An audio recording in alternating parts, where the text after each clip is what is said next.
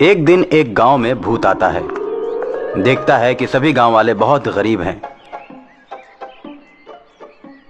किसी किसी के यहां तो शाम का खाना भी नहीं रहता। बच्चे भूखे पेट सोते हैं। भूखे पेट सोते हुए बच्चों को देखकर भूत को उन बच्चों पर दया आ जाती है।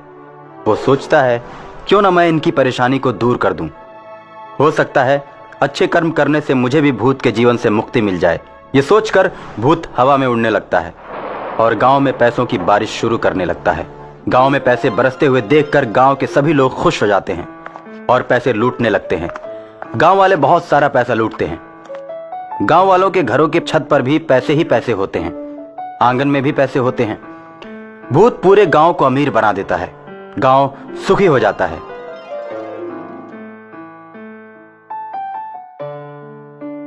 गांव के सभी लोग भर भर पेट भोजन करने लगते हैं। आसपास के गांव वाले इन्हें इस प्रकार धनी देखते हैं तो वो सब इनसे जलने लगते हैं। उसके बाद गांव में चोर आकर चोरियां करने लगते हैं। गांव वाले चोरों से परेशान हो जाते हैं। गांव वालों को परेशान देखकर भूत सोचता है, मेरे पैसे बरसाने की वजह से इस गांव में चोरियां होनी शुरू हो गई हैं। जब ये लोग गरीब थे तो कोई भी इन्हें पूछने नहीं आता था। अब जब ये लोग अमीर हो गए हैं तो चोर इन्हें सताना शुरू कर दिए। अब मैं चोरों को पकड़ लूंगा। रात में चोर चोरी करने के लिए मुखिया के घर पहुंचते हैं। जैसे ही घर में जाते हैं भूत बाहर से दरवाजा बंद कर देता है और चोर चोर चिल्लाने लगता है। गांव में किसी के चिल्लाने की आवाज सुनकर गांव वाले जग जाते हैं।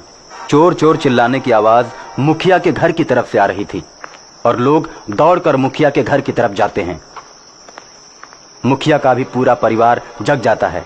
सभी के इकट्ठा हो जाने के बाद लोग दरवाजे को खोलते हैं और चारों चोरों को पकड़ लेते हैं।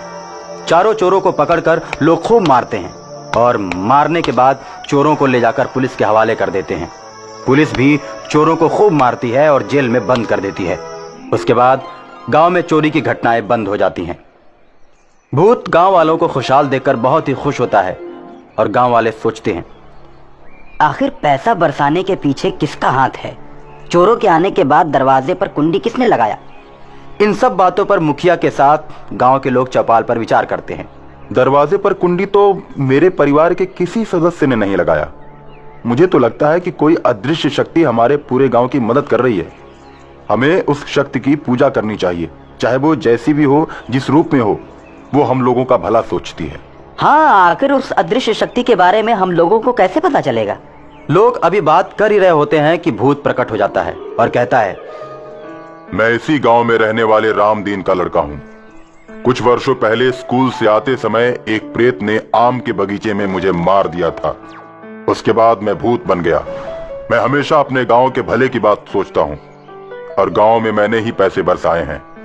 चोरों को पकड़वाने में भी मेरा ही हाथ है। मैंने ही कुंडी लगाई थी।